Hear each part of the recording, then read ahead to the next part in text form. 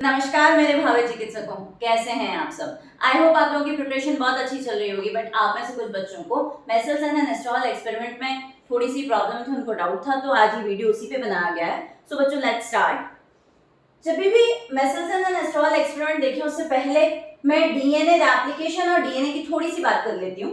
बच्चे डीएनए क्या होता है? डीएनए आपका जेनेटिक मटेरियल है, न्यूक्लिक एसिड है। जब आप डीएनए की स्ट्रक्चर की बात करते हैं तो डीएनए डबल हेलिकल होता है। कैसा होता है? डबल हेलिकल होता है। आपको ये पता कब चला?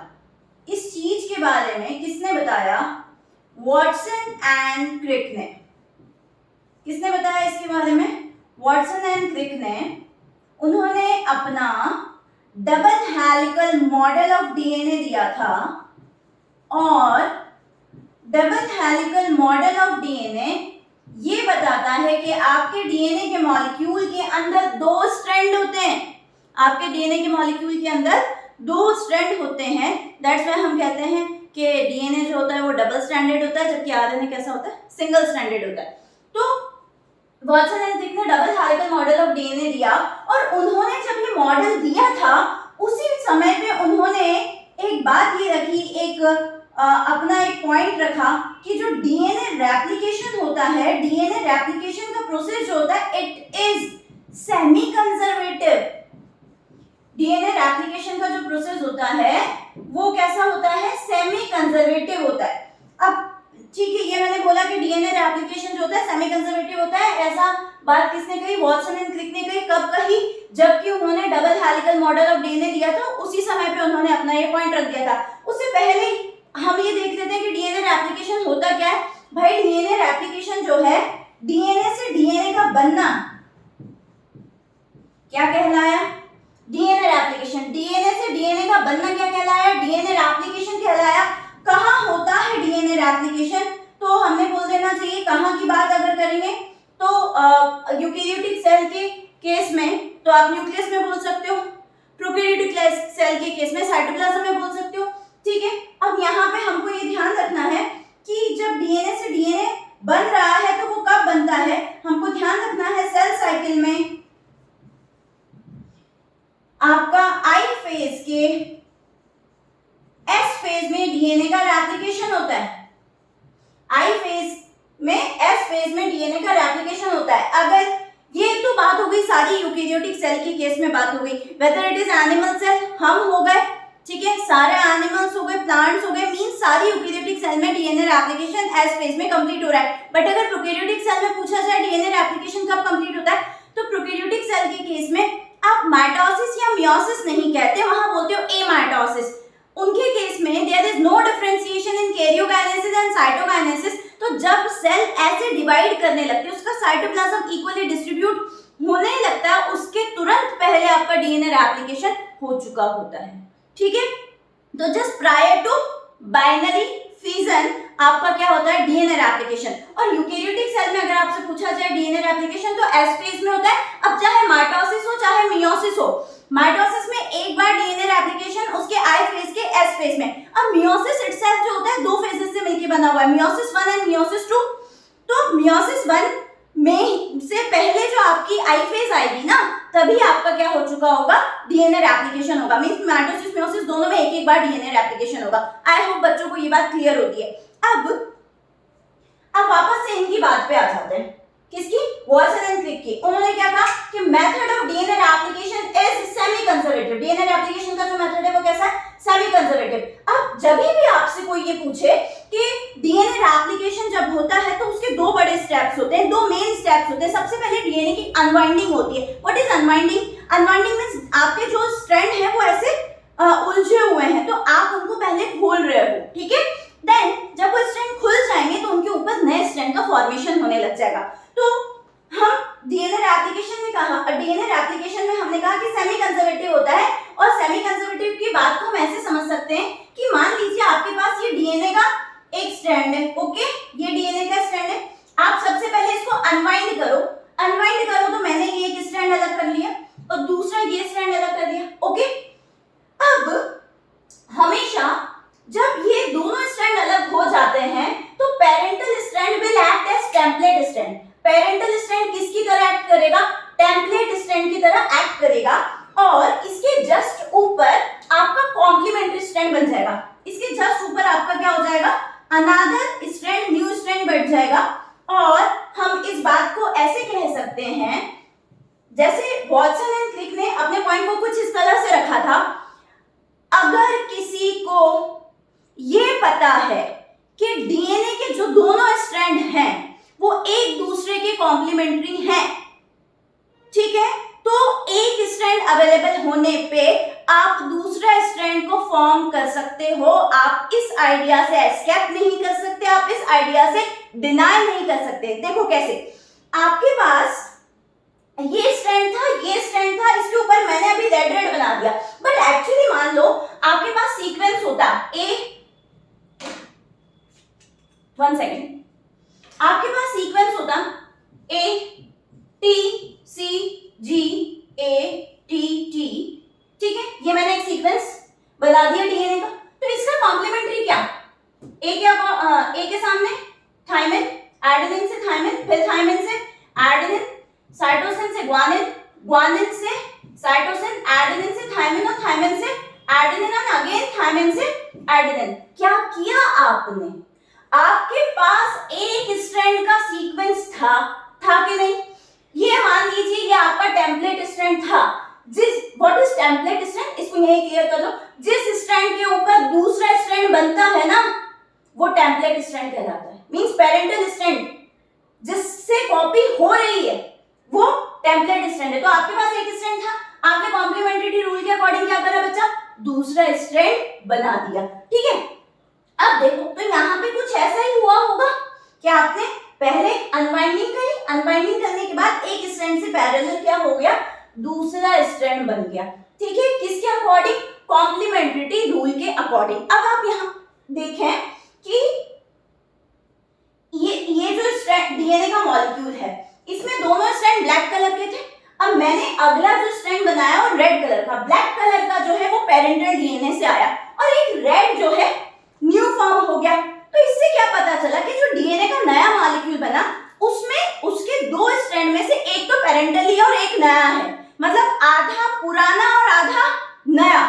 आधा आधा मींस सेमी कंजर्वेटिव। यहाँ पे डीएनए रेप्लिकेशन की जो स्टेट रही वो कैसी रही? Semi conservative. मींस ऑर्गेनिज्म के अंदर या डीएनए रेप्लिकेशन के टाइम पे आधा पार्ट पुराना और आधा नया आया, इसलिए हम बोलते हैं सेमी कंजर्वेटिव। क्या बोलते हैं? Semi conservative. तो एक डीएनए से डीएनए के दो मॉलिक्यूल बना दिए, that's why I said DNA से डीएनए बनेगा। और सेमी कंजर्वेटिव क्यों है? क्योंकि एक स्ट्रैंड, एक पुराना स्ट्रैंड था और उस पे एक नया स्ट्रैंड बन गया। कैसे बन गया? कॉम्प्लीमेंट्रिटी रूल के अकॉर्डिंग। इसीलिए उन्होंने अपनी बात में ये कहा, क्या कहा कि अगर किसी को डबल हेलिकल डीएनए पता है, क्योंकि उन्होंने मॉडल दिया था और वहीं पे उन्होंने कॉम्प्लीमेंट्रिटी की बात की थी, तो अगर किसी को कॉम्प्लीमेंट्रिटी पता है तो एक स्ट्रैंड से वो दूसरा स्ट्रैंड बना सकते हैं, ठीक है। अब बात पूरी हुई वॉटसन एंड क्रिक की, उन्होंने अपना पॉइंट रख दिया सेमी कंजर्वेटिव वाला, डबल स्ट्रैंडेड डीएनए भी बता दिया हेलिकल मॉडल से, ये सारी बातें उन्होंने बता दी। अब उनके सामने जो बात आई वो ये आई कि हाँ ठीक है, मान लेते हैं DNA replication is semi conservative, but इसका प्रूफ क्या है कि डीएनए रेप्लिकेशन सेमी कंजर्वेटिव है? तो अब आए फिर पिक्चर में कौन? Meselson and stall. उन्होंने डीएनए रेप्लिकेशन के सेमी कंजर्वेटिव मेथड को एक्सपेरिमेंटली प्रूफ करने के लिए अपना एक्सपेरिमेंट दिया, ठीक है। आओ जरा अब इस एक्सपेरिमेंट की बात करते हैं। फ्रैंकलिन एंड स्टॉल ने जब एक्सपेरिमेंट किया तो सबसे पहले उन्होंने जिस ऑर्गेनिज्म के ऊपर एक्सपेरिमेंट किया था वो कौन सा ऑर्गेनिज्म उन्होंने लिया था? ई कोलाई लिया था, ओके। उसके बाद उन्होंने नाइट्रोजन सोर्स के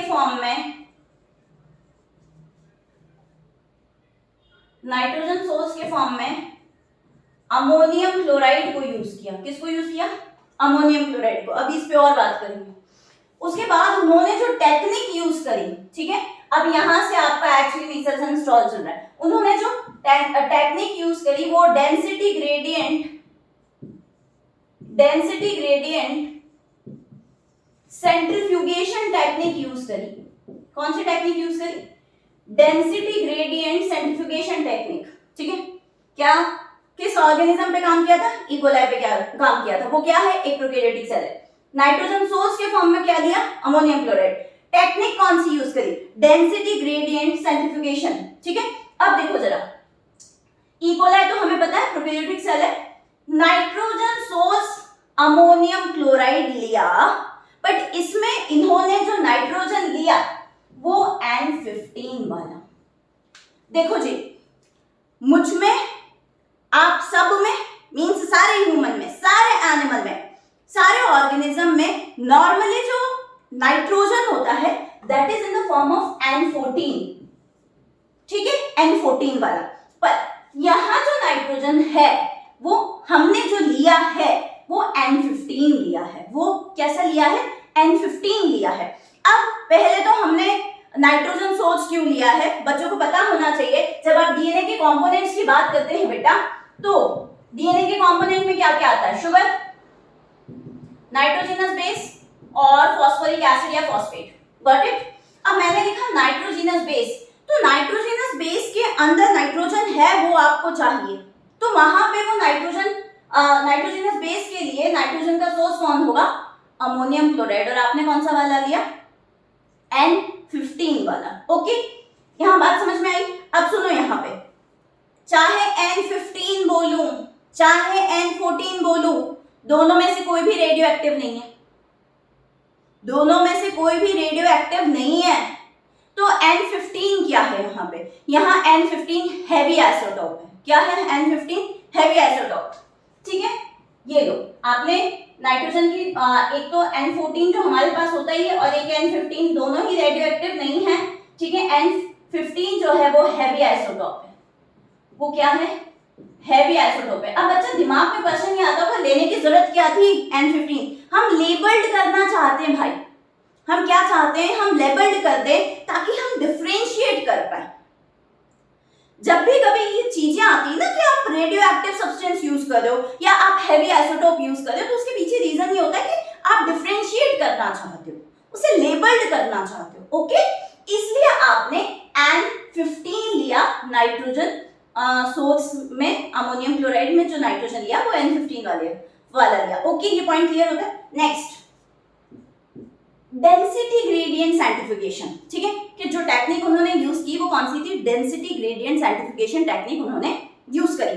अब देखो जरा, सेंट्रीफ्यूगेशन, नॉर्मली सेंट्रीफ्यूगेशन क्या होता है? एक मशीनरी होती है जिसके अंदर टेस्ट ट्यूब्स लगे होते हैं, उन्हें एपेंट्रॉप्स भी कहा जाता है। उसके अंदर आप टेस्टिंग सॉल्यूशन डालते हो और वो जो उसके अंदर एक रोटेटरी मशीन होती है, 20,000 आरपीएम रोटेशन पर मिनट, 40,000 आरपीएम, 50,000 आरपीएम उतने पे रोटेट करती है। तो इस तरह से सेंट्रीफ्यूगेशन मशीन होती है। तो उसमें हम जो है कि वेट के बेस पे सेटल डाउन होने का जो कंसेप्ट होता है, इस तरह से चीजों को सेपरेशन में हम यूज करते हैं। यहां लिखा है density gradient centrifugation. Actually centrifugation जो है अलग अलग तरह के होते हैं, डिफरेंशियल सेंट्रीफ्यूगेशन, अल्ट्रा सेंट्रीफ्यूगेशन, और एक यहाँ पे लिखा हुआ है डेंसिटी ग्रेडियंट सेंट्रीफ्यूगेशन।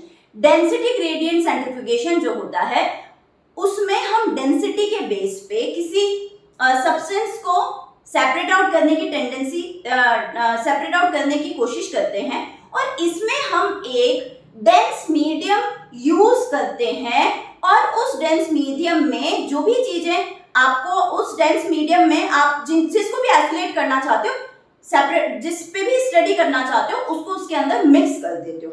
तो what is density gradient centrifugation? Gradient का मतलब तो हम समझ सकते हैं कि स्लोप बनती है, ठीक है, और डेंसिटी, ठीक है। सेंट्रीफ्यूगेशन बोले आपका तीन तरह का centrifugation, ultra centrifugation, differential centrifugation और डेंसिटी ग्रेडियंट सेंट्रीफ्यूगेशन। अब मैंने यहाँ पे कहा कि इसकी खास बात यह है कि इसमें हम एक डेंस मीडियम यूज करते हैं और उसके अंदर आपका जो भी सब्सटेंस आपको जिससे भी आपको एक्सट्रैक्ट आउट करना है उसको मिक्स कर देते हैं। तो इसके केस में जो सब्सटेंस यूज किया जाता है वो है सीजियम क्लोराइड, ठीक है, या मिचेल्सन एंड स्ट्रोहल ने जो यूज किया था dense medium that was caesium chloride, ठीक है। और ऐसा क्यों हमने देखा, जब आप पीरियोडिक टेबल देखते हैं तो सीजियम जो है काफी नीचे आता है और वेट तो उसका होता है ज्यादा, ठीक है। और मेन रीजन कि हमने caesium chloride density gradient centrifugation क्यों यूज किया, नॉर्मल सेंट्रीफ्यूगेशन क्यों यूज नहीं किया, उसके पीछे रीजन क्या है वो देखो। मान लो मैंने आपके पास N14 और N15 है ना, क्या है आपके पास N14 और N15 है, दोनों में बहुत ही कम डिफरेंस रहेगा। तो जब मैं रोटेट कराऊंगी, मान लीजिए सेंट्रीफ्यूगेशन में ये ट्यूब रखी हुई है, रोटेट हो रही है, जब आप थोड़ा सा रोटेट करते हो ना बच्चा, तब तो मान लो सबसे आप बताओ सबसे नीचे क्या सेटल डाउन होगा, N15 होगा ना, क्योंकि वो हैवी है, और उसके ऊपर आपका N14 होगा।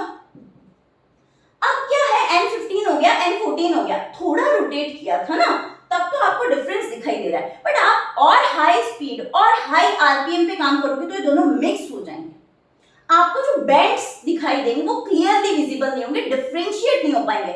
इसलिए हमने क्या यूज किया, डेंसिटी ग्रेडियंट सेंट्रीफ्यूगेशन यूज किया, जिसमें अगर आप टेस्ट ट्यूब लेते हैं फिर उसमें आप सीजियम क्लोराइड यूज कर रहे हैं, तो वहां पे ऐसे इसका ये सब्सटेंस यहाँ पे इकट्ठा हो गया, और ये N15 नीचे है, N14 ऐसे अपनी अपनी डेंसिटी के अकॉर्डिंग सेटल डाउन होते चले जाएंगे, सबसे भारी नीचे फिर हल्का हल्का ऐसे सेटल डाउन होते चले जाएंगे। Actually caesium chloride density gradient centrifugation या डेंसिटी ग्रेडियंट सेंट्रीफ्यूगेशन का यूज डीएनए आरएनए प्रोटीन को सेपरेट करने के लिए ही किया जाता है। ठीक है, आई होप बच्चों को यहाँ ये बातें हैं जिनसे जहां पे हम उलझते हैं, एक्चुअली ये चीज है जहां पे हमको कंफ्यूजन आता है कि हमने N15 क्यों यूज किया।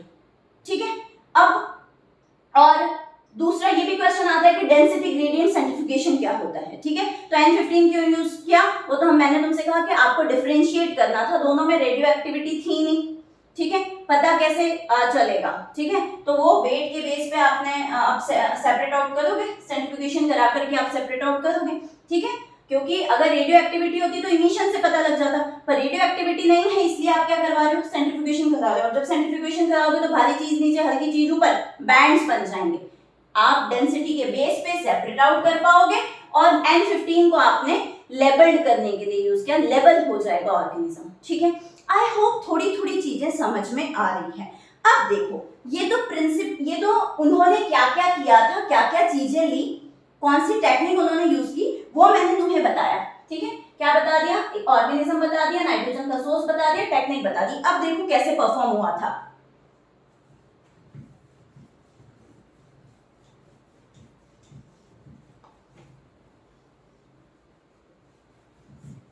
ध्यान से समझना,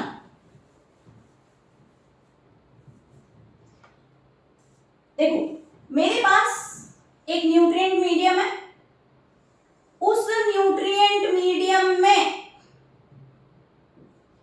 नो डाउट न्यूट्रिएंट मीडियम में जो भी आपका कार्बोहाइड्रेट है और वो सब दूसरी चीजें जो भी सेल को चाहिए होती है वो आपने प्रोवाइड करी होगी। ठीक है, पर यहाँ पे आपने अमोनियम क्लोराइड यूज किया N15 वाला। ठीक है, मीडियम में, ताकि उस सेल के अंदर, सुनो मैंने अभी क्या बोला, नेचुरली हम सबके अंदर N14 है, नेचुरली हम सबके अंदर क्या है, N14 है, पर तो आपने जो इकोलाई पहले लिया था उसके पास N14 ही था, अब आपने उसको ग्रो कराया, आप सेल लेके आए और आपने उसको न्यूट्रिएंट मीडियम में कल्चर करवाया। ठीक है, उसका कल्चर करवाया, तो अब सेल यहाँ पे ग्रो कर रही है, ये तो 1 से 2 बना दी, फिर 2 से 4 बन गई, ये सेल बनती जा रही है। ठीक है, और जैसे ये सेल बन रही है, ठीक है, इसके अंदर क्या इनकॉर्पोरेट होता जा रहा है, N15 इनकॉर्पोरेट होता जा रहा है। ठीक है, मींस मैंने अभी बोला नाइट्रोजनस बेस के अंदर नाइट्रोजन होता है, तो अब उनका नाइट्रोजनस बेस में जो नाइट्रोजन मिलेगा वो N15 वाला मिलेगा। ठीक है, अब ध्यान से सुनेंगे बच्चे, अब जब यहां से आगे की बात करते हैं, मैंने ग्रो कराया, सेल को ग्रो कराया, इस मीडियम में ग्रो कराया, एक समय के बाद मैं देखती हूं कि उस सेल के जो दोनों डीएनए स्ट्रैंड थे, उस सेल के अंदर जो डीएनए मॉलिक्यूल था, वो डीएनए मॉलिक्यूल के दोनों स्ट्रैंड में N15 आ गया। क्या आ गया बच्चा, N15 आ गया।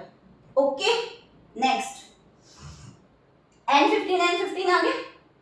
अब मैं क्या कर रही हूं, मेरे कहने का ये सारी जो इकोलाई बने नए, उनमें जो डीएनए था उनमें क्या आ चुका है, कंप्लीटली N15 उनके नाइट्रोजनस बेस में आ चुका है।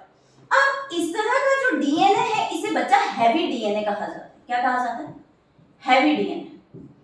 अब देखो यहां से मैंने क्या किया, जिन सेल में ये इनकॉर्पोरेट हो चुका था N15 पूरा, उस सेल को उठाया and again I have transferred this cell in another nutrient medium और उसकी फिर से कल्चरिंग कराई, उसकी फिर से ग्रोथ कराई। ग्रोथ कराने पे मैं क्या देखती हूं कि जो सेल है उसके अंदर अब क्या जाएगा, सॉरी पहले एक और बात ध्यान रख लो कि ये नए जब इस यहां से लेके इसे फिर से इस नए कल्चर में ग्रो कराया तो इस कल्चर में अब आपने फिर से अमोनियम क्लोराइड लिया, पर आप ध्यान रखें इस बार जो अमोनियम क्लोराइड लिया वो N15 वाला नहीं था, वो N14 वाला था। वो N15 वाला नहीं था, वो N14 वाला था। अब देखो जरा, थोड़ी देर पहले जो समझाया था वैसे ही आगे बात करते हैं। आपके पास N15 है, फाइन, ये लो आपका, यहीं से शुरू कर देती हूँ। आपके पास N15 था, ठीक है, इसे फ्लो चार्ट के फॉर्म में ध्यान रखो। ये पहली स्टेप थी आपका, N15 आ गया, आपने इसको ट्रांसफर कर दिया, ठीक है। कैसे ट्रांसफर करा? ये वाली कंडीशन है ई कोलाई एवरी 20 मिनट में डिवाइड करता है। क्या बोला? ई कोलाई एवरी 20 मिनट्स में डिवाइड करता है, तो 20 मिनट्स में डिवाइड करेगा। और मैंने इसको क्या दे दिया था? अमोनियम क्लोराइड दे दिया था N14 वाला। अब इसके बाद पहले बोला डीएनए रेप्लिकेशन का पहला स्टेप क्या होता है? अनवाइंडिंग। अलग कर दो दोनों स्ट्रैंड को, कर दिए। ये स्ट्रैंड कैसा है? N15 वाला सॉरी, ये स्ट्रैंड कैसा है? N15 वाला, ओके। इसके ऊपर दूसरा स्ट्रैंड बना देती हूँ ऐसे। अब बताओ ये दूसरा स्ट्रैंड कैसा रहेगा? N14 वाला। कैसा रहेगा? N14 वाला। बताओ क्यों रहेगा ये स्ट्रैंड N14 वाला? ये स्ट्रैंड N14 वाला क्यों रहेगा? क्योंकि आपने जो सोर्स लिया अमोनियम क्लोराइड का उसमें N14 रखा है। उसमें क्या रखा है? N14 रखा है। अब सुनो, ये वाला DNA will be heavy DNA क्योंकि इसके दोनों स्ट्रैंड में N15 है, और ये वाला डीएनए जिसमें के एक स्ट्रैंड में N15 और दूसरे स्ट्रैंड में N14 है, ठीक है। Such type of DNA is hybrid और इंटरमीडिएट डीएनए। हाइब्रिड और इंटरमीडिएट डीएनए, ठीक है। 20 मिनट्स के बाद ये आपको फर्स्ट जनरेशन मिली। ये कौन सी मिली? फर्स्ट जनरेशन मिली। नेक्स्ट,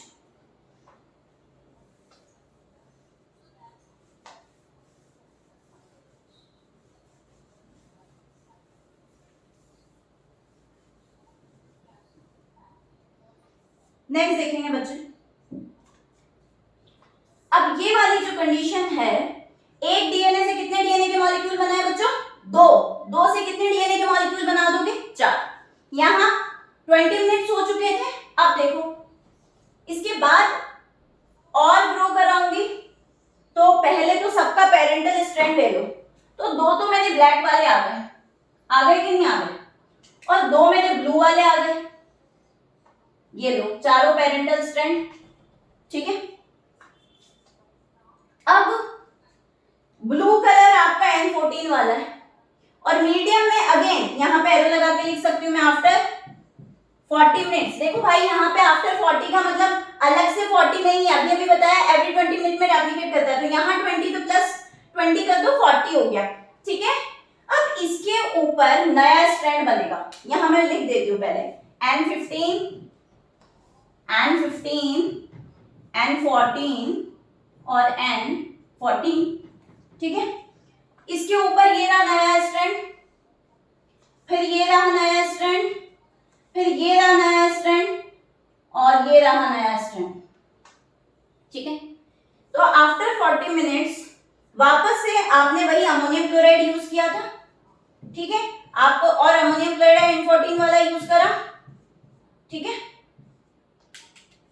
सारे जो 4 के 4 डीएनए के मॉलिक्यूल बने, अभी भी मैंने बोला 1 से 2, 2 से 4 बने। 4 में से ये 2 जो हैं, ठीक है, ये लाइट डीएनए कहलाएंगे। ये क्या कहलाएंगे? लाइट। क्यों बच्चा?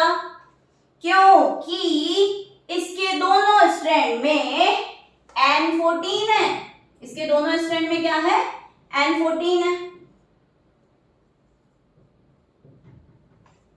ठीक है। तो ये N14, वहां भी N14, और ये दोनों जो हैं ये हैवी और इंटरमीडिएट, H और I लिख दिया मैंने, ठीक है, हैवी नहीं सॉरी, हाइब्रिड और इंटरमीडिएट, और यहां पे भी हाइब्रिड और इंटरमीडिएट। क्या सीखे, फर्स्ट जनरेशन में सारे के सारे इंटरमीडिएट, ठीक है, ये जो थे आपके सारे कैसे आ गए, इंटरमीडिएट। इसके बाद आफ्टर 40 मिनट्स जो आपको मिलेंगे, इसमें आपके टोटल कितने मॉलिक्यूल थे डीएनए के, 4, हाइब्रिड कितने मिले, 2, और लाइट कितने मिले, 2। आई होप मेरे बच्चों को बात समझ में आती है ना। यहां से क्वेश्चन आ सकता है, कितना परसेंट, रेशियो, ऐसा सब। अब नेक्स्ट, अब मैं बोलूंगी 60 मिनट्स, आफ्टर 60 मिनट, और अगेन नाइट्रोजन सोर्स जो है NH4Cl और N14 वाला यूज कर रहे हो, ठीक है। आई थिंक अब तक तो आपको बात समझ में आ गई होगी कि मैंने N15 शुरू में यूज क्यों किया, या मेसल्सन एंड एस्ट्रॉल ने N15 क्यों किया था, ताकि वो सारी सेल्स के जो डीएनए हैं उसको लेबल्ड कर दें और फिर उसके बेस पे दोनों में डिफरेंशिएशन हो जाए, ठीक है। तो अब यहाँ पे N14 उन्होंने लिया, ठीक है, अमोनियम क्लोराइड लिया N14 वाला। अब समझेंगे, पहले एक और बात क्लियर कर देती हूँ। आपके पास हैवी डीएनए है, आपके पास इंटरमीडिएट डीएनए है, आपके पास लाइट डीएनए। अब जरा बताना, साइंटिफिकेशन कराऊंगी तो सबसे नीचे कौन सा मिलेगा, सबसे नीचे कौन सा मिलेगा बच्चा, सबसे नीचे हैवी डीएनए मिलेगा, क्योंकि इसके दोनों स्ट्रैंड के पास N15 है। उसके बाद उसके ऊपर कौन मिलेगा आफ्टर साइंटिफिकेशन, इंटरमीडिएट N14 और 15 दोनों, और सबसे ऊपर कौन सा मिलेगा, N14। आई होप मेरी बात समझ में आ रही। नेक्स्ट,